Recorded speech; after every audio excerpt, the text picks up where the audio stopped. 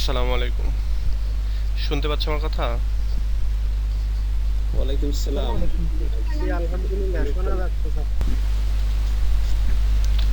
আচ্ছা, আজকে তোমাদেরকে গতদিনে বলেছিলাম যে আজকে আমরা পড়ব হচ্ছে টেল অফ টু সিটিস।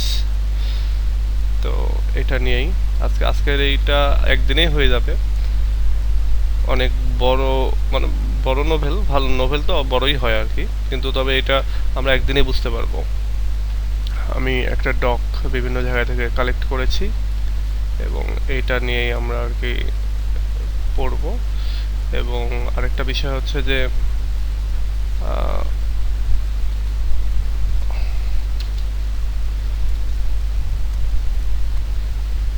আচ্ছা,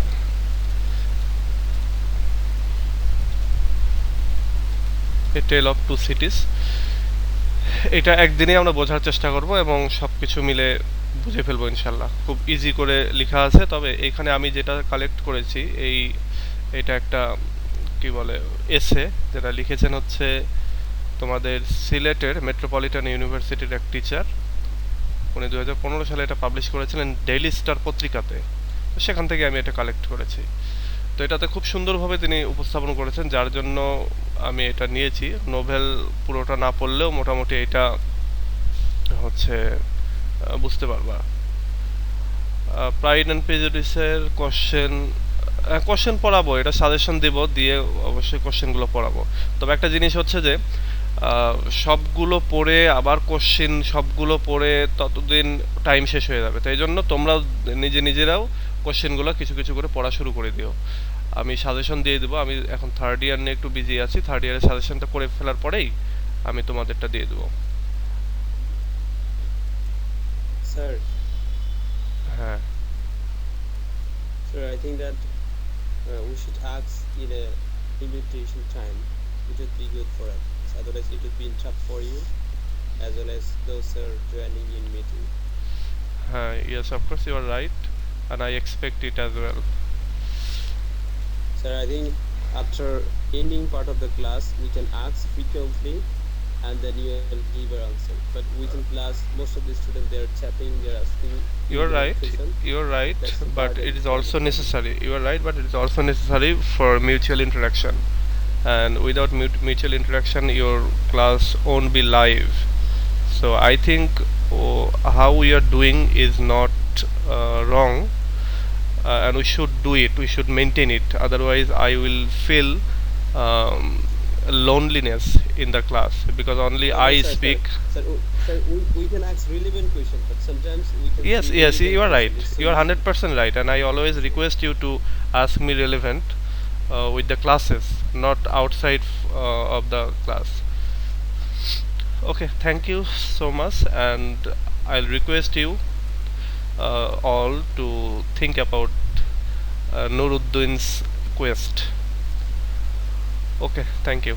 Okay, thank you for being consideration, sir. আচ্ছা, ওকে, আমরা দেখো এবার তাহলে আমরা এখানে শুরু করি। দেখো এখানে এ টেল অফ টু সিটিজ এর এই যে একটা সাব হেডলাইন রয়েছে, এই সাব হেডলাইন দিয়ে একটা ট্যাগ লাইন আর কি যেটাকে বলছি, ট্যাগ লাইনেই বলে দিচ্ছে যে এটার ভিতরে কি রয়েছে। তো বলছে টেল অফ টু সিটিসের ভিতরে রয়েছে হচ্ছে এ সাগা অফ লাভ। এটা সাগা অফ লাভ রয়েছে, তার মানে কি এটা হচ্ছে ভালোবাসার কাহিনী। সাগা মানে কাহিনী। এই সাগা অফ লাভ রয়েছে। এরপরে রয়েছে স্যাক্রিফাইস। ভালোবাসা যেখানে থাকে সেখানে স্যাক্রিফাইস থাকেই। তো এটা রয়েছে, এবং একই সঙ্গে এটা হচ্ছে ফ্রেঞ্চ রেভলিউশনের সময়ের টপিক বা ঘটনাবহুল ঘটনাগুলো নেওয়া হয়েছে। সেখানে ফ্রেঞ্চ রেভলিউশন সম্পর্কেও জানতে হবে। আর ফ্রেঞ্চ রেভলিউশন সম্পর্কে আমি দু একদিনের ভেতরেই আমাদের ওয়েবসাইটে একটা ডক শেয়ার করব, তোমরা সেখান থেকে ফ্রেঞ্চ রেভলিউশন সম্পর্কে জানতে পারবা, এবং একটা ডিটেইল ডক আর কি। আচ্ছা, তো এই টেল অফ টু সিটিস লিখেছেন চার্লস ডিকেন্স, এবং হচ্ছে এটা একটা নোভেল। এখানে অনেকগুলো তথ্য পেয়ে যাবা, এই তথ্যগুলো কাজে লাগবে আর কি। জনরা হচ্ছে হিস্টোরিক্যাল ফিকশন এবং একই সঙ্গে পলিটিক্যাল কমেন্টারি। এটা একটা হিস্টোরিক্যাল ফিকশন এবং সেখানে পলিটিক্যাল এলিমেন্টগুলি রয়েছে, এবং সেখানে পলিটিক্যালি অনেক কিছু, মানে পলিটিক্যাল ওয়েতে অনেক কিছু এক্সপ্রেস করা হয়েছে এখানে। তো এটা প্রথম পাবলিশ হয় in a weekly instalments in all the year round, মানে সারা বছর ব্যাপী প্রতি সপ্তাহ একটু একটু করে পাবলিশ করা হয় এটা।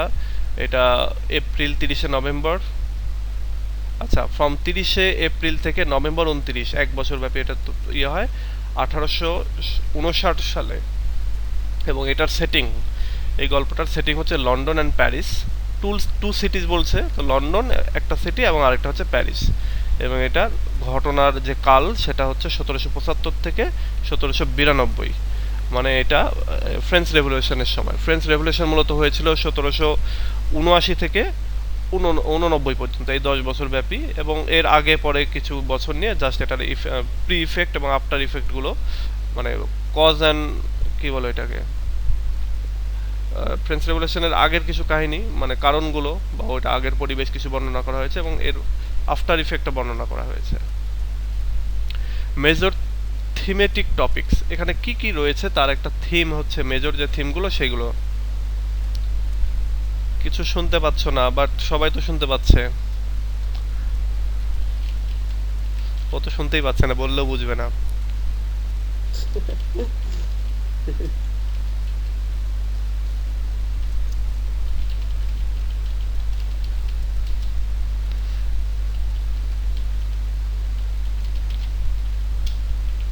মানে এটা হয় অনেক সময় প্রথম প্রথম, বা একটু সেটিং টেটিং চেঞ্জ হয়ে গেলে এরকমটা হয়ে থাকে। একবার ইয়ে পেয়ে গেলেই তখন আবার ঠিক হয়ে যায় এটা। দেখো মেজর থিম, থিম এইখানে অনেক থিম রয়েছে, মানে অনেক জিনিসের ভেতর আলোচনা করা রয়েছে। এখানে আমরা ডুয়ালিটি পাবো। ডুয়ালিটি বলতে এখানে ওই যে আমরা সিনেমার ভেতরে ডাবল ক্যারেক্টার দেখি না, হয়তো রিয়াজের ডাবল ক্যারেক্টার, তারপরে হচ্ছে ওই কি বলে এটা, আর নাম কি, নায়কের বাংলাদেশে নাম আছে না, standard sir, double standard. Double standard ঠিক না, এখানে ডুয়ালিটি দিয়ে এইটার ভেতরে যেটা বোঝাচ্ছে যে একই ব্যক্তির দুই রকম, মানে কি কয়, একই রকমের চেহারা দুই রকম ব্যক্তির, এটাতে এই ডুয়ালিটিতে এটা বোঝাচ্ছে। ডাবল স্ট্যান্ডার্ড হচ্ছে অন্য যে কোনো কাউকে হয়তো বিচার বিবেচনা করতে গিয়ে তুমি ডাবল স্ট্যান্ডার্ড করছো, একজনের ক্ষেত্রে একই নিয়ম এক এক মানে দুইজনের ক্ষেত্রে একইভাবে অ্যাপ্লাই করছো, আলাদাভাবে অ্যাপ্লাই করছো, এটা হচ্ছে ডাবল স্ট্যান্ডার্ড। আচ্ছা এখানে এরপর রেভলিউশন রয়েছে। অফকোর্স এখানে রেভলিউশন রয়েছে কারণ এটা হচ্ছে ফ্রেঞ্চ রেভলিউশনের পরের ঘটনা, মানে ওই সময়টার ঘটনা। রিজারেকশন রয়েছে এখানে, পুনর্জাগরণ, মানে মেইন ক্যারেক্টারগুলো যেগুলো ধ্বংস হয়ে যাচ্ছে বা হচ্ছে ক্ষতির সম্মুখীন হয়েছে সেখান থেকে তারা উঠে আসছে, এটাকে বলা হচ্ছে রিজারেকশন। এখানে সেন্ট্রালিটি অফ উইমেন ক্যারেক্টারের প্রাধান্য রয়েছে। সো এটা রয়েছে, এখানে রয়েছে অ্যারিস্টোক্রেটিক ভার্সাস পিজান্ট, অর্থাৎ কৃষক শ্রেণী যারা, লেবার শ্রেণী যারা, তাদের সাথে অ্যারিস্টোক্রেটিক শ্রেণীর একটা দ্বন্দ্ব, এবং সেটাই মূলত হচ্ছে ফ্রেঞ্চ রেভলিউশনের কাহিনী। তো এটা রয়েছে এখানে, ভায়োলেন্স অ্যান্ড অপারেশন রয়েছে, এখানে হিংসা বিদ্বেষ সংগ্রাম রয়েছে এবং একই সঙ্গে দমন পীড়ন নির্যাতন সেটা রয়েছে। ক্লাস কনফ্লিক্ট, এই যে অ্যারিস্টোক্রেটিক এবং পিজানদের যে কনফ্লিক্ট সেটাই হচ্ছে ক্লাস কনফ্লিক্ট, এটা রয়েছে। থিম অফ ফেথ, এখানে ফেথের বিষয় রয়েছে। হ্যাঁ এগুলো তোমাদেরকে খুঁজে বের করতে হবে, এই স্টোরিগুলো পড়ে এগুলো প্রশ্নগুলো যখন পড়বা তখন এগুলো মাথায় রেখে পড়বা, যাচ্ছে এই থিমটা কোথায় যেন আছে, স্টোরি পড়তে গেলে তুমি পেয়ে যাবা যে থিম অফ ফেথ। তারপর সোশ্যাল ইনজাস্টিস রয়েছে, সোশ্যাল ইনজাস্টিস রয়েছে বলেই কিন্তু এই যে ফ্রেঞ্চ রেভলিউশন তৈরি হয়েছে, তো এটা একটা থিম।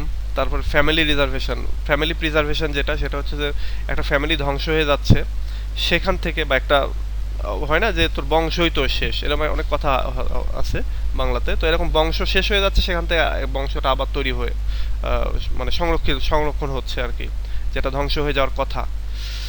এরপর reversal of roles, reversal of role রয়েছে, যেটা হওয়ার কথা ছিল ঠিক তার উল্টাটা হচ্ছে, বা সমাজের এখানে এখানে বিষয়টা এরকম যে সমাজের যে পাওয়ারের রিভার্সাল অ্যারিস্টোক্রেটিক সোসাইটির কাছে ছিল, এটা পরবর্তীতে চলে গেল প্রিজেন্ট সোসাইটির কাছে, এরকম আর কি একটা ঘটনা।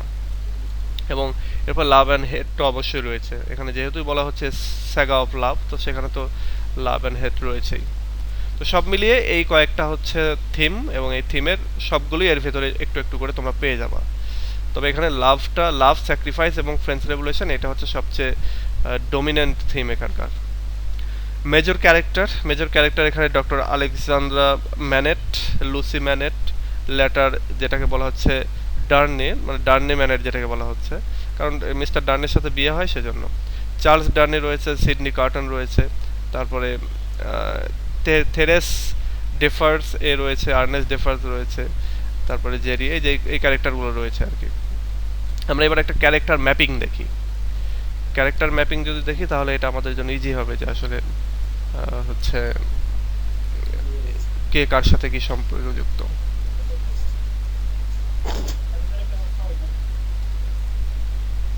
আচ্ছা, ক্যারেক্টার ম্যাপিং এ দেখো আমাদের সেন্টারে রয়েছে, সেন্টারে যে ক্যারেক্টার ডক্টর ম্যানেট, আমরা যখন গল্পটা পড়বো তাকে ঘিরেই গল্পটা আসলে শুরু হচ্ছে।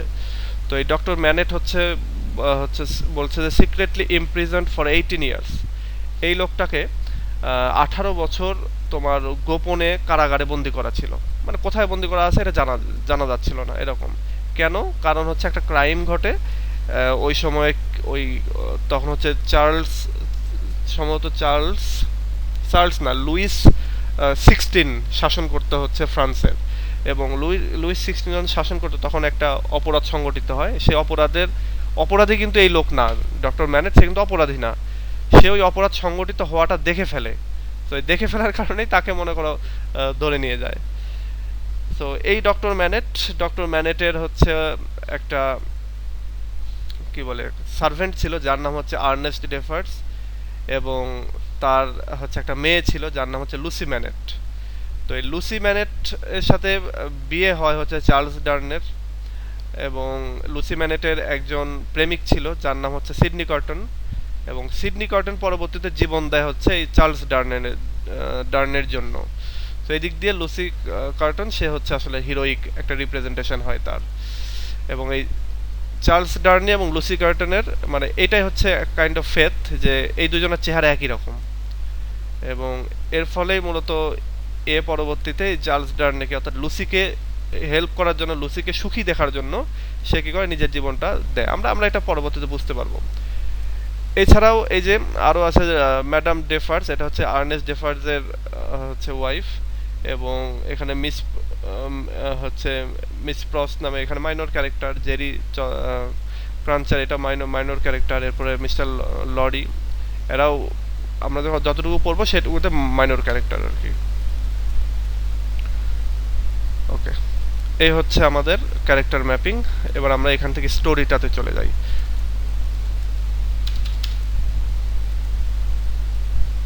এই স্টোরিটাতে আমি একটু ফন্ট সাইজটা বড় করে দিই।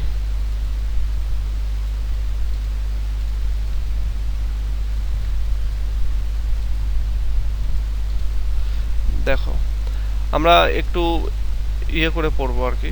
দেখো বলছে a tale of two cities is one of the greatest novels by Charles Dickens. Charles Dickens যিনি 1812 থেকে 1870 সাল পর্যন্ত বেঁচে ছিলেন। তো তার হচ্ছে একটা স্টোরি, সেই স্টোরিটার নাম হচ্ছে এ টেল অফ টু সিটিজ। এটা গ্রেটেস্ট নোভেল বলা হচ্ছে, চার্লস ডিকেন্সের greatest novel. It tells the story of the French revolution. দেখো এই ব্যক্তির জন্ম হচ্ছে 1812 সালে, আর ও ফ্রেঞ্চ রেভলিউশন সম্পর্কে গল্প লিখছে। মানে এত গল্প ইতিহাস পড়েছে যে ওই ইতিহাসের প্রতি অবসেসড হয়ে মূলত এই গল্পটা হয়তো বা, যেমন আমরা এখনকার যুগের রাইটারদেরকে 71 নিয়ে গল্প লিখতে দেখি, ব্যাপারটা এরকম। ইট tells the story of French revolution, এটা ফ্রেঞ্চ রেভলিউশনের স্টোরি বলছে, that had a profound influence on France and England and their capitals Paris and London respectively during এত থেকে এত।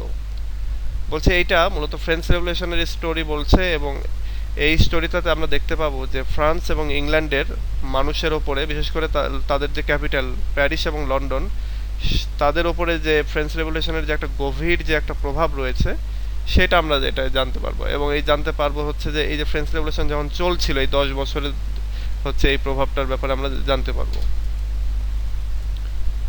French Revolution was carried out by the peasants and workers of France who had been suffering years after years from extreme poverty and exploitation imposed on them by the ruling authority of France.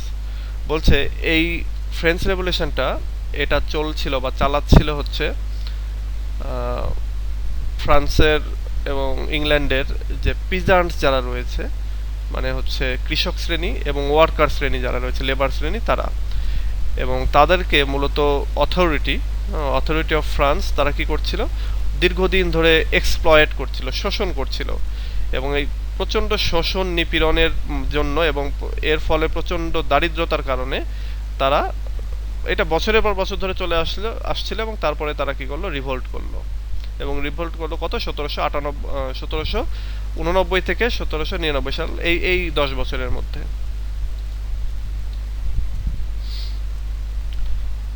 Luis 16 was the king of France during that time. বলছে Louis 16 সে হচ্ছে এই সময়ের king ছিল। The king and his associates had no compassion for the property stricken masses of their country. Louis 16 এবং তার যে associate, তার যে মানে মন্ত্রী মিনিস্টার যারা রয়েছে, মানে ওই সময় উজির নাজির বলতে পারো, তাদের মূলত কোনো রকমের সহানুভূতি ছিল না ওই সময়ের এই ফ্রান্সের যে সাধারণ মানুষ যারা দারিদ্র পীড়িত, তাদের প্রতি কোনো রকমের সহানুভূতি ছিল না। Most of the people were hungry, অধিকাংশ মানুষই ক্ষুধার্ত থাকতো। ক্ষুধার্ত বলতে টাকা পয়সা নাই, যে বস্ত্র, বেসিক নিডস আর কি পূরণ হতো না। অ্যান্ড পেনিলেস, এবং তাদের টাকাও ছিল না সেই সময়টাতে। While the royal family and the aristocrats lived in a lot of luxuries and comfort, যখন সমাজের অ্যারিস্টোক্রেটিকরা, অভিজাতীয় লোকেরা, বড় লোকরা এবং রয়্যাল ফ্যামিলি, রাজপ্রাসাদের যারা, তারা সবাই সেই সময়টাতে অনেক লাক্সারি এবং কমফোর্টের ভেতরে লাইফ লিড করত, এবং অন্যদিকে সাধারণ মানুষ অনেক ক্ষুধার ভেতরে থাকতো এবং তাদের কাছে কোনো টাকা পয়সাও ছিল না, এরকম অবস্থা।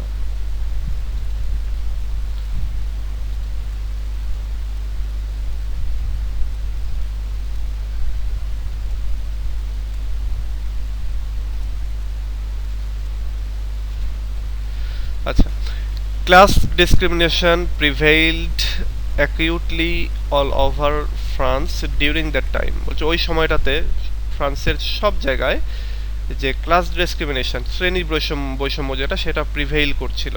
Finally common French people lost their patience and রিভোল্টেড against the king.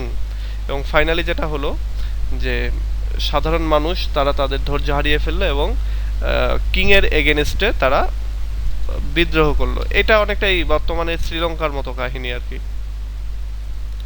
পুরোপুরি এরকম না, মানে আমরা যদি মিলাতে চাই তাহলে শ্রীলঙ্কার সাথে মিলে যাবে। ওইখানেও আমরা আমরা স্টোরিটা দেখতে পাবো। আমরা এখন স্টোরির ভেতরে ঢুকি নাই, আমরা স্টোরির ভূমিকাটা পড়ছি। তো এই স্টোরিটা মানে এই যতটুকু আমরা স্টোরিটা জানবো ততটুকু আমরা দেখতে পাবো যে এই কিভাবে সাধারণ মানুষ মন্ত্রী এমপি এদেরকে বা ওই সময় অ্যারিস্টোক্রেটদেরকে ধরে ধরে জবাই করতো আর কি। আচ্ছা, the revolutionaries invaded the Bastille's fort on 14th July 1789, released all the prisoners and detained the king and the queen who were later on executed. বলছে এই সময়টাতে বাস্তিল দুর্গের পতন ঘটে। ফ্রান্সের যে বাস্তিল দুর্গ, সেই বাস্তিল দুর্গতে মূলত ওই সময় যে বিদ্রোহীরা তারা হামলা করে বা ইনভেড করে, আগ্রাসন চালায় এই 14ই জুলাই 1789 সালে। এবং তারা কি করে, সমস্ত বন্দীদেরকে মুক্ত করে দেয় এবং তারা মূলত বন্দি করে, ডিটেইন করে হচ্ছে রাজা এবং রানীকে, যাদেরকে পরবর্তীতে হত্যা করা হয়, এক্সিকিউটেড করা হয়। They all killed many aristocratic people who were close to the king. এই সাধারণ মানুষ যারা আর কি বিদ্রোহ করে তারা কি করে, প্রচুর অভিজাতীয় শ্রেণীর লোকজনদেরকে হত্যা করে যারা কিনা কিং এর আশেপাশের লোক ছিল। মানে ওই যে বলতে পারি আমরা যে মন্ত্রী মিনিস্টার এমপি এই টাইপের আর কি, ওই সময়ের আর কি যেই হচ্ছে তোমার পদবিগুলো ছিল সেই পদবি রিলেটেড, এছাড়াও আরও কিছু তাদের সুবিধাভোগী যারা ছিল তাদেরকে। Violence and bloodshed spread all over the France, which led to a reign of terror. ফ্রান্সের চারিদিকে এই ভায়োলেন্স এবং ব্লাডশেডটা ছড়িয়ে পড়েছিল এবং সব মিলিয়ে ফ্রান্সটা একেবারে ভয়ের নগরীতে পরিণত হয়েছিল, ভয়ের রাজ্যে পরিণত হয়েছিল। ওকে, Charles Dickens depicted in his novel A Tale of Two Cities how the French Revolution impacted the lives of ordinary French and English citizens. আচ্ছা, চার্লস ডিকেন্স তিনি চিত্রায়িত করেছেন তার এই নোভেলের ভেতরে যে কিভাবে ফ্রেঞ্চ রেভলিউশন ইংলিশ সিটিজেনদের অর্থাৎ ইংল্যান্ডের পিপলদের লাইফে, বিশেষ করে সাধারণ পিপলদের লাইফে এবং ফ্রেঞ্চ যারা সাধারণ মানুষ তাদের লাইফে কিভাবে প্রভাব বিস্তার করেছিল, কি ফলাফলটা এসেছিল বা তাদের লাইফের উপরে আফটার ইফেক্টটা কি এই হচ্ছে বিদ্রোহের, সেটাই আর কি মূলত তিনি চিত্রায়িত করেছেন। এবার আমরা নোভেলের যে স্টোরি সেই স্টোরির ভিতরে ঢুকে যাব। এটা মেবি অনেক আমাদের ছোট একটা ক্লাস হতে যাচ্ছে, তো তোমরা তোমাদের যদি কোনো কোশ্চেন থাকে এটা জমায় রাখতে পারো, আমরা শেষে গিয়ে কথা বলবো এটা নিয়ে, মানে আউটসাইড অফ বক্স, যদি আউটসাইড অফ ক্লাস যদি কোনো কোশ্চেন থেকে থাকে। This novel tells a story of love, dedication and vengeance. বলছে এই যে হচ্ছে কি বলে নোভেলটা, এটা আমাদেরকে লাভ, ডেডিকেশন এবং একটা ভেঞ্জিয়েন্সের হচ্ছে স্টোরি বলছে আর কি, ভালোবাসা উৎসর্গ করা এবং একই সঙ্গে প্রতিশোধ নেওয়া। তো এবার আমরা যদি স্টোরির ভিতরে ঢুকি, যে doctor ম্যানেট, one of the leading character of the novel, had been in prison for 18 years on false charges. বলছে একটা ফলস চার্জ বা একটা মিথ্যা মামলায় ডক্টর ম্যানেটকে 18 বছর ধরে কারাগারে রাখা হয়েছিল, এবং এই ডক্টর ম্যানেট হচ্ছে এই স্টোরির একটা leading character. He had seen A heinous crime committed by two French landlords, which is why he was imprisoned. বলছে এই ডক্টর ম্যানেট সে একটা ক্রাইম সংগঠিত হতে দেখে ফেলেছিল, যে ক্রাইমটা করছিল ফ্রান্সের দুইটা ল্যান্ডলর্ড, মানে জমিদার বলতে পারো, ফ্রান্সের দুইটা জমিদার বা ল্যান্ডলর্ড এটা করেছিল, এবং এর কারণেই আমাদের এই ডক্টর ম্যানেটকে মূলত বন্দি করা হয়েছিল। Anyone who witnessed and spoke against injustice and offences in France during the rule of Louis XVI had to face similar consequences. বলছে এই লুইস 16 এর সময়ে যে কেউ যারা কোনো অপরাধ সংঘটিত হতে দেখে ফেলতো বা ইনজাস্টিসের এগেনিস্টে কথা বলতো, তাদেরকেই এই সেম বা সিমিলার কনসিকুয়েন্স ফেস করতে হতো, মানে তাদেরকে হত্যা, গুম, মামলা এগুলোতে ফেস করতে হতো, যেটা আমরা বর্তমানেও দেখি। বর্তমানে বলতে এটা শুধু বাংলাদেশ না, সারা বিশ্বের সব জায়গাতেই, সব যুগে এটা চলে আসছে আর কি। ক্ষমতাসীন বা ক্ষমতাতে যারা থাকে তারা অপরাধ করে থাকে, এবং অপরাধ করতে গেলে ওটা আবার কেউ দেখে ফেলে তাদের উপরে আর কি খড়গ নেমে আসে। When Dr. Manet was released from prison after 18 years, his daughter Lucy Manet and his old friend Jarvis Lorry met him in Monsieur Differ's house in Paris. তো বলছে এই যে যখন ডক্টর ম্যানেট 18 বছর পরে কারাগার থেকে, বিশেষ করে বস্তিল দুর্গ বা বস্তিল যে কারাগার, সেখান থেকে যখন তারা হচ্ছে সে যখন মুক্তি লাভ করে, তখন তার মেয়ে এই লুসি ম্যানেট এবং তার বন্ধু হচ্ছে জার্ভিস লরি, তারা তার সাথে দেখা করে হচ্ছে ফ্রান্সের প্যারিসের মনসিয়র ডিফার্সের বাড়িতে।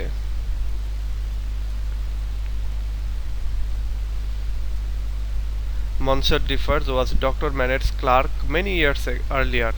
অনেক আগে এই মনসিয়র ডিফার্স সে ছিল ডক্টর ম্যানেটের একজন কেরানি। Dr. Manet was in a disoriented mental state after his release from prison.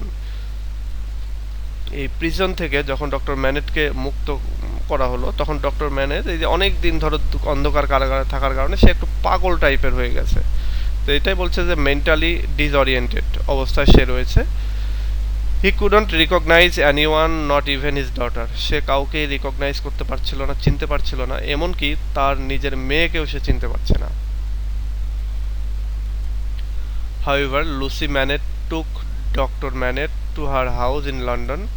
Lucy Manet তার যে বাবা, তাকে সে লন্ডনে নিয়ে যায় এবং লন্ডনে তার বাসায় সে সেবা শুশ্রূষা করে আর কি। Lucy Manet lived in London because her mother was an English woman. Lucy Manet say Lucy ম্যানেট সে হচ্ছে লন্ডনে বসবাস করে কারণ তার মা ছিল একজন English women. She took care of her father, Dr. Manet, very affectionately and gradually cured him. সে তার বাবাকে খুবই মানে পরম যত্নে এবং আদর করে সে তাকে সুস্থ করে তোলে এবং সেও গ্র্যাজুয়ালি সুস্থ হয়ে যায়। Charles Darnay, a young Frenchman who belonged to a landlord's family, also moved away to England. Charles Darnay সে হচ্ছে একজন ফ্রেঞ্চ ম্যান, ইয়াং ম্যান, এবং সে হচ্ছে একজন জমিদার ফ্যামিলির লোক এবং সেও তার জীবন বাঁচাতে ইংল্যান্ডে পালিয়ে যায়। জীবন বাঁচাতে বলতে কি জন্য? কারণ ওই যে ফ্রান্সে যখন বিদ্রোহীরা শুধু এই ধরে ধরে ল্যান্ডলর্ড তারপর অ্যারিস্টোক্রেটিক আরও যারা রয়েছে এদেরকে ধরে ধরে হত্যা করছে এবং তাদের পরিবারবর্গকেও আর কি উইপড আউট করার চেষ্টা করছে। He did not like his father and uncle because they were repressive landlord. এবং এই আমাদের যে নায়ক অর্থাৎ চার্লস ডার্নে সে তার বাবা এবং তার আঙ্কেলকে বা তার চাচাদেরকে সে পছন্দ করে না কারণ তারা ছিল হচ্ছে অত্যাচারী জমিদার বা ল্যান্ডলর্ড। দে এক্সপ্লয়েটেড দেয়ার টেনান্টস সিভিয়ারলি, তারা তাদের যে প্রজারা ছিল আর কি তাদের ল্যান্ডলর্ডের আন্ডারে যে লোকগুলো থাকতো তাদেরকে তারা শোষণ করত এবং খুবই মারাত্মকভাবে শোষণ করতো আর কি, সিভিয়ারলি শোষণ করতো। That's why Charles Darnay didn't want to stay with them, এবং এর কারণে এই চার্লস ডার্নে সে তাদের সাথে থাকতে চায়নি। They had no greed for he had no greed for ancestral wealth, তার পূর্বপুরুষ বা পিতৃপুরুষের সম্পদের প্রতি কোনো লোভ ছিল না। মানে আমাদের চার্লস ডার্নে নায়কদের যেটা হয় আর কি, বাবার জমিদারি ছেড়ে গরিব নায়িকাকে বিয়ে করে এরকমটা। বাস্তবে এটা ঘটে, গরিব ঠিক বলছি না, মানে একটু লোয়ার টাইপের। যেমন তোমরা যদি বর্তমানে যে ইংল্যান্ডের দ্বিতীয় এলিজাবেথ যে রানী রয়েছে তার যে দুই নাতি অর্থাৎ প্রিন্সেস ডায়ানার যে ছেলেরা অর্থাৎ প্রিন্স হ্যারি আর আরেকটা হচ্ছে প্রিন্স চার্লস, তো এই প্রিন্স হ্যারিকে তোমরা যদি স্টোরিটা জানো তাহলে দেখবা যে সে হচ্ছে তার রয়্যাল ফ্যামিলি ত্যাগ করে সে এখন ইউএসএ থাকে এবং সে একটা জার্নালিস্ট মেবি বা একজন মানবাধিকার কর্মীকে বিয়ে করেছে এবং করার পরে সে প্রথমে রাজপ্রাসাদেই ছিল, পরবর্তীতে তার রাজপ্রাসাদের সমস্ত দাবি দেওয়া বাদ দিয়ে সে সাধারণ লাইফ লিড করে এখন।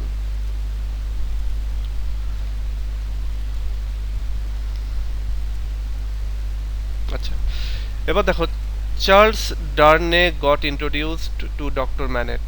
চার্লস ডার্নে পরিচিত হয় ডক্টর ম্যানেটের সঙ্গে এবং লুসি ম্যানেটের সঙ্গে while they were living in London, তারা যখন লন্ডনে বসবাস করছিল তখন তাদের সঙ্গে পরিচিত হয় বাবা মেয়ের সঙ্গে। Charles Darnay fell in love with Lucie Manette in course of time, সময়ের পরিক্রমায় সময়ের ব্যবধানে এই চার্লস ডার্নে সে লুসি ম্যানেটের প্রেমে পড়ে যায়, তাকে ভালোবেসে ফেলে। Sydney Carton, an Englishman, also came to know Dr. Manet and his daughter. Sydney Carton নামে একজন, সে একজন ইংলিশ ম্যান এবং সেও এই ডক্টর ম্যানেট এবং তার মেয়ের সাথে পরিচিত হয় সেও। এবং এখানে আমরা একটু মনে রাখার চেষ্টা করব যে চার্লস কর্টন সে হচ্ছে ইংল্যান্ডের লোক আর চার্লস ডার্নে সে হচ্ছে কিন্তু ফ্রান্সের লোক, এবং চার্লস কর্টন সিডনি কর্টন সে হচ্ছে সাধারণ মানুষ এবং সে একজন লয়ার আর কি। আর চার্লস ডার্নে সে হচ্ছে ল্যান্ডলর্ডের ছেলে, মানে জমিদারের ছেলে আর কি। He had a noteworthy facial similarity with Charles Darnay. Charles ডার্নের সাথে তার একটা ডুয়ালিটি ছিল আর কি, মানে ফেসিয়াল যে ডুয়ালিটি বা ফেসিয়াল যে সিমিলারিটি সেটা ছিল। দুইজন দুই দেশের হলেও দেখতে অনেকটা যমজের মতো। তো এতটাই যমজ যে আমরা লাস্টে গিয়ে স্টোরির শেষে গিয়ে দেখবো যে চার্লস ডার্নেকে বাঁচানোর জন্য সে নিজেই কারাগারে ঢুকে পড়ে এবং সে লাস্টে তার লাইফটা স্যাক্রিফাইস করে। আচ্ছা, এই সিডনি কর্টন সে started to love Lucie Manette as well, সেও লুসি ম্যানেটকে ভালোবাসতে শুরু করে। Charles Darnay hailed from a wealthy French family while Sidney Carton had no significant identity. এই যে এখানে বলছে যে চার্লস ডার্নে সে হচ্ছে ওয়েলদি ফ্যামিলি থেকে আসে এবং সিডনি কার্টন তার তেমন কোনো গুরুত্বপূর্ণ বা ওরকম তাৎপর্যপূর্ণ কোনো আইডেন্টিটি নাই, মানে সে একজন সাধারণ মানুষ আর কি। He was a very ordinary man with no remarkable job or earning. সে খুবই সাধারণ মানুষ, তার তেমন কোনো গুরুত্বপূর্ণ বা উল্লেখযোগ্য জবও নাই বা আর্নিংও নাই। তবে আমরা এখানে ক্যারেক্টার ম্যাপিংয়ে যদি খেয়াল করি তাহলে আমরা এখানে দেখব তাকে লয়ার বলা হচ্ছে। Sydney carton an alcoholic lawyer who finds redemption through his death. Alcoholic মানে সে মদ্যপান করে, যদিও সে লয়ার কিন্তু তার জব টব নাই আর কি, চাকরি বাকরি নাই বা টাকা পয়সা নাই, এবং তার রেডেমশন হয়, সে তার কি সে অনুতপ্ত হয় এবং সে তার লাইফটাকে স্যাক্রিফাইস করে, মৃত্যুর মধ্য দিয়ে তার লাইফটা শেষ হয় আর কি। সবারই তো মৃত্যুর মধ্যে দিয়ে শেষ হয়। ওকে,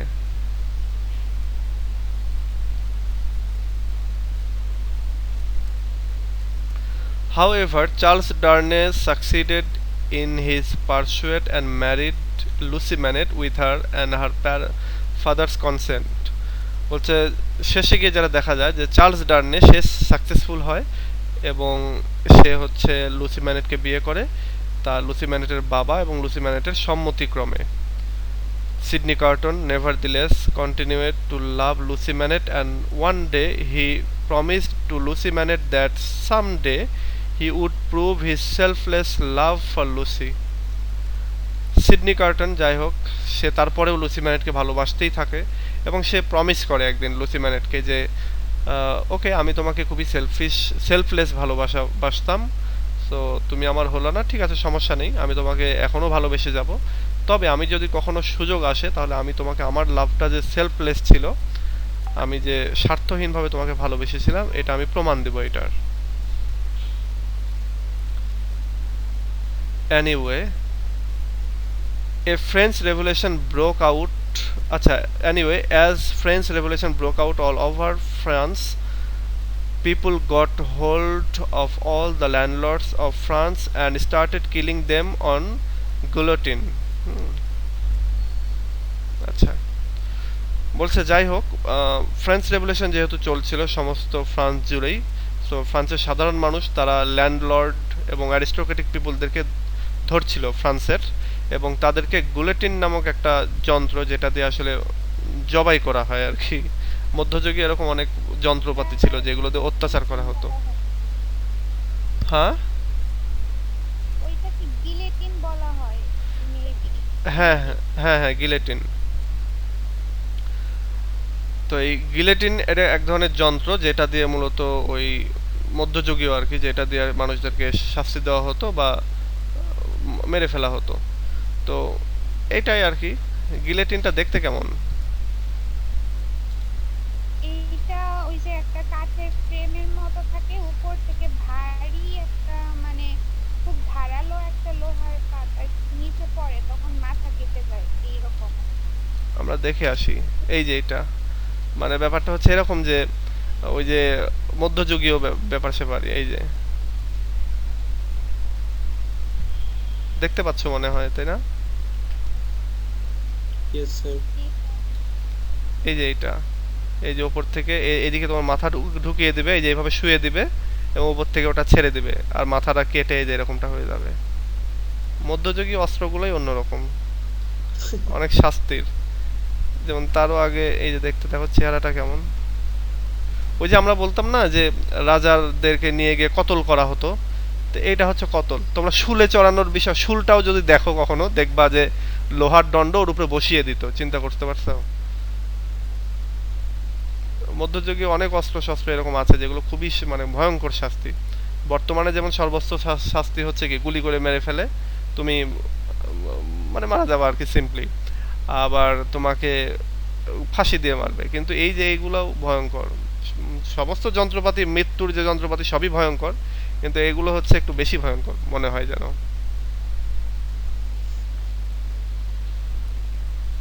চিন্তা করো এগুলো কেমন। এই যে একটা, ওকে, এটা হচ্ছে কাগজ কাটার মেশিন। তোমরা ওই যে বিভিন্ন কাগজ কাটার মেশিনগুলো যদি খেয়াল করো দেখবা মোটা এক রিম কাগজ একেবারে একেবারে কেটে ফেলতেছে।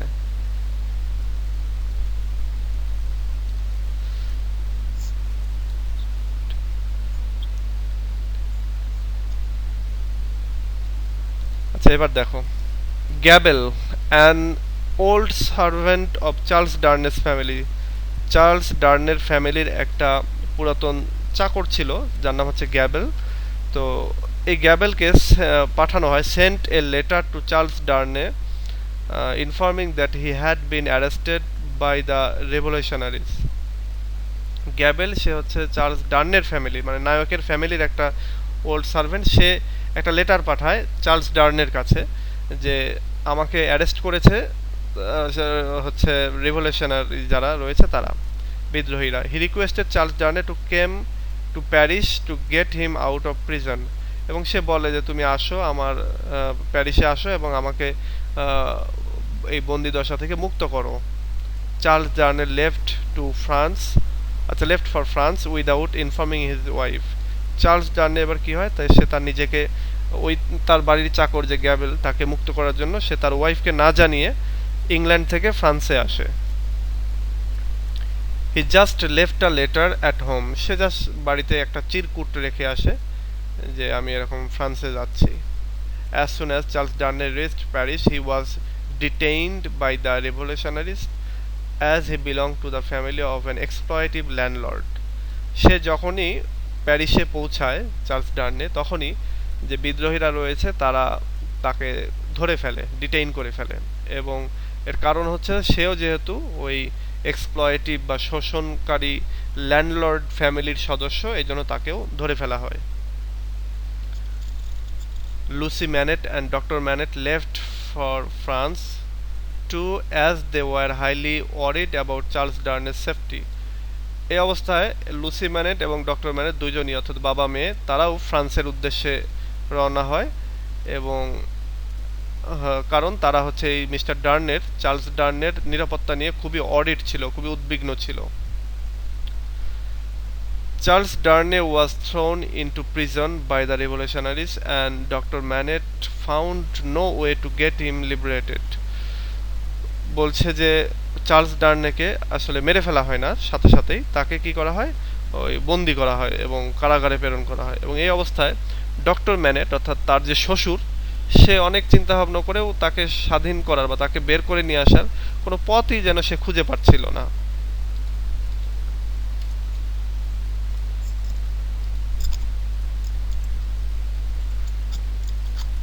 দেখতে না পাওয়ার তো কারণ নাই, দেখতে পাচ্ছ না সবাই? সবাই তো দেখতে পাচ্ছে মনে হয়।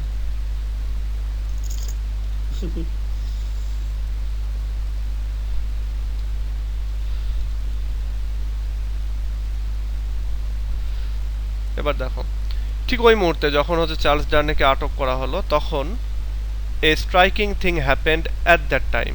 ওই সময়টাতেই একটা খুবই গুরুত্বপূর্ণ একটা ঘটনা ঘটে গেল। Sydney Carton appeared in Paris too. Sydney Carton যে কিনা একজন ইংলিশ সিটিজেন, সেও কি করলো, প্যারিসে পৌঁছালো। He came to know from Doctor Manette about Charles ডার্নের অ্যারেস্ট। সে ডক্টর ম্যানেটের কাছ থেকে অর্থাৎ চার্লস ডার্নের শ্বশুরের কাছ থেকে সে জানতে পারলো যে মানে সিডনি কার্টন জানতে পারলো যে চার্লস ডার্নেকে অ্যারেস্ট করা হয়েছে। এটা শুনে সে তখন ইয়েতে গেল, ওই কারাগারের যে গেট, সেই গেটে গেল, গিয়ে হি ব্রাইবড দ্য প্রিজন গার্ড অর্থাৎ কারাগারের রক্ষীকে সে ঘুষ দিল। সবার যে মাইক্রোফোন আছে সেটা, মাইক্রোফোন বলছি কেন, এই যে এখানে মাইক্রোফোন শব্দটা দেখেছি, আচ্ছা মাইক্রোফোন তো অফ আছে সবারই। He bribed the prison guard, সে কারারক্ষীকে ঘুষ দিল। And took Charles Darnay out of prison, এবং চার্লস ডার্নিকে সে প্রিজনের বাহিরে, কারাগারের বাহিরে নিয়ে আসলো। And moved inside prison to replace Charles Darnay, এবং সে কারাগারের ভেতরে প্রবেশ করলো এবং চার্লস ডার্নের পরিবর্তে সে কারাবরণ করলো আর কি। তোমরা আগেই জানো যে চার্লস ডার্নে এবং সিডনি কার্টনের চেহারা একই রকম। আর সিডনি কার্টন বলেছিল ওই লুসি ম্যানেটকে যে আমি একদিন প্রমাণ করব যে আমি তোমাকে সত্যিকারেরই ভালোবাসতাম। তো সেটাই প্রমাণ করার টাইম এসে গেছে তার।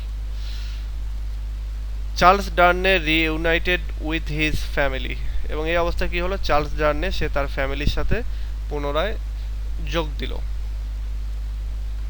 অ্যাজ দ্য নোভেল এন্ডস, যখন নোভেলটা শেষ হয়, Sydney Carton gets executed by the revolutionaries. যখন নোভেলটা শেষ হয় আমরা দেখতে পাবো যে সিডনি কার্টনকে মূলত বিদ্রোহীরা তাকে হত্যা করে। Sydney Carton sacrificed his own life to restore happiness in Lucie Manette's family. Sydney Carton তার লাইফটাকে স্যাক্রিফাইস করে, উৎসর্গ করে এই লুসি ম্যানেটের ফ্যামিলির যে সুখ, সেই সুখটাকে ফিরিয়ে আনার জন্য।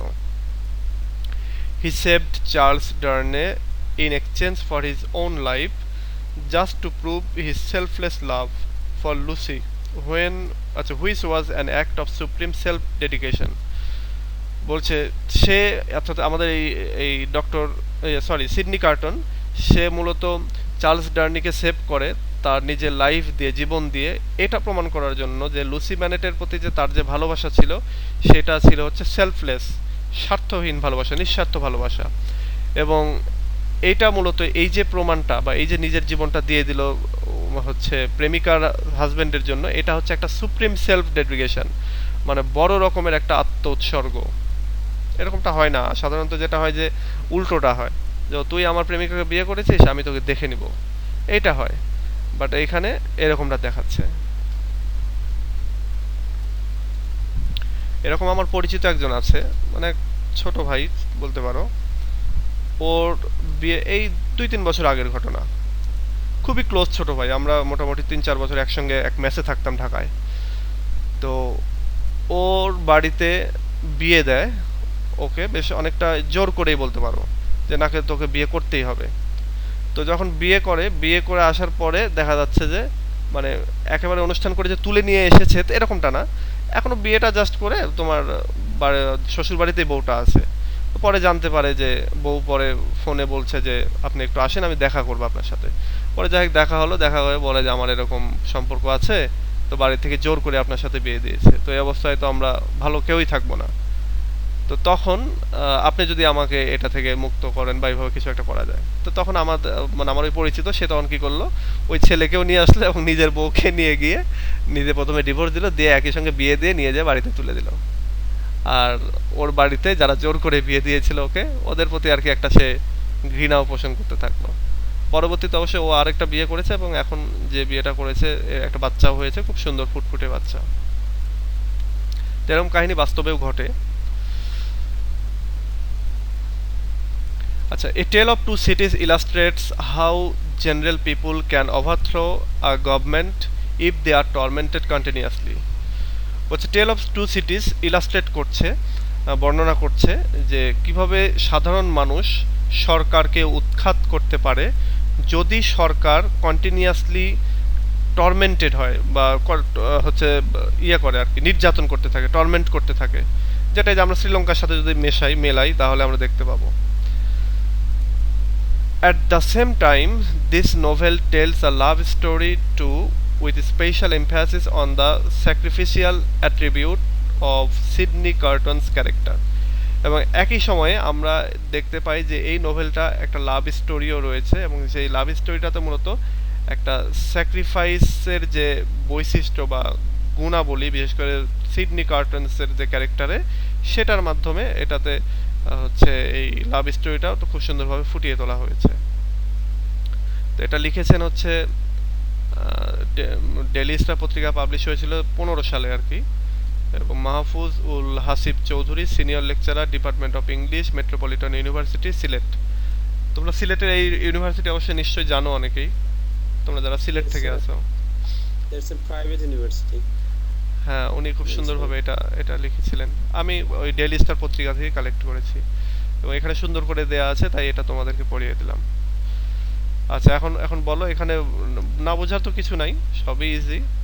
তারপরে কোনো কোশ্চেন থাকলে বলতে পারো।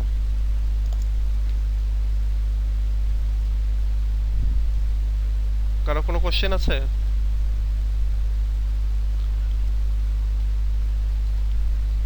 আচ্ছা, কারো, হ্যাঁ, কারো কোশ্চেন নাই, এটা ভালো কথা।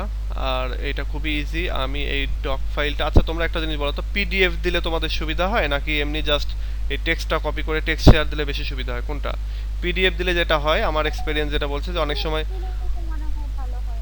অনেকে ওপেন করতে পারে না, তখন ওইটা নিয়ে আরেক ঝামেলা, কিভাবে ওপেন করতে হবে এটাও শেখাইতে হয়। Sir, PDF would be better because it's available right now, I think so. So PDF would be better because it will help us to read the whole story.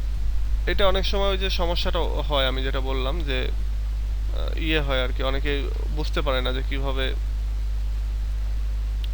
Sir, এটা। this is the age of ICT, so we have to know little bit concept about PDF, MS Word, and this is so simple, I think so. So it would be good for us. Simple, but এটা হচ্ছে সবার ক্ষেত্রে simple না। অনেকেই আছে যে এটা এখনো বুঝেই না।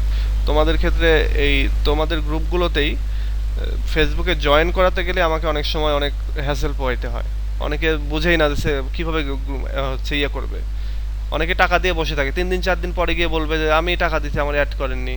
আমি বলি যে তুমি আমাকে জানাইতে তো হবে। আচ্ছা, এবার জানালো, এবার ফেসবুকে লিঙ্ক দিচ্ছি, বলি জয়েন করো, ও বোঝে না যে লিঙ্কে ক্লিক করে গিয়ে জয়েন করতে হবে। এরকম অনেক আছে। আবার কেউ বলিও না যে এটা ছেলে মেয়েদের, এটা উভয়ের মধ্যেই এই সমস্যাটা আছে, ছেলে মেয়ে উভয়ের মধ্যেই। তো আমি এটা পিডিএফ দিয়ে দিব। আচ্ছা ঠিক আছে, তোমরা যাদের মোবাইলে, যারা মোবাইল থেকে ভিউ করো, পিডিএফ রিডার যদি না থাকে সেটা নামিয়ে ইনস্টল করে নিও। আর কম্পিউটারে যদি হয় তাহলে তো অ্যাক্রোব্যাট রিডার তোমরা করেই থাকবা আর কি। আর উইন্ডোজ 10-এর ডিফল্ট আর কি এগুলো থাকেই। আচ্ছা শোনো, আজকের ক্লাসটা একটু ছোট হলো, এইটুকুই আজকের ক্লাসটা। আমরা সামনের দিনে আমরা যেটা পড়বো, আমরা যদি আমাদের সিলেবাসটা দেখি তাহলে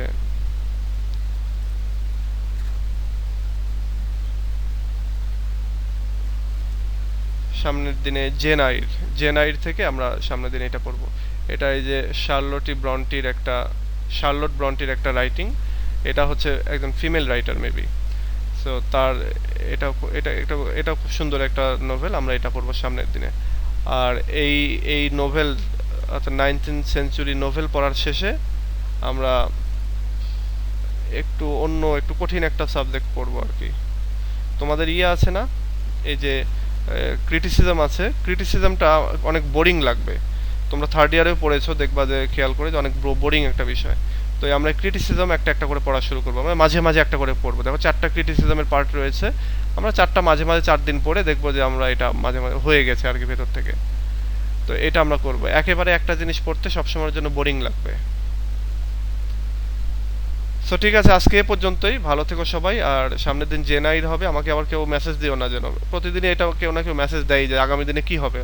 মানে ব্যাপারটা হচ্ছে যে এই ক্লাসটা যারা করে না তারা এই মেসেজগুলো দেয়, অথচ ক্লাসগুলো করলেই কিন্তু বুঝতে পারো যে আগামী দিনে কি হবে। সো ঠিক আছে, ভালো থেকো সবাই। নেক্সট ক্লাসে আবার কথা হবে। আল্লাহ হাফেজ।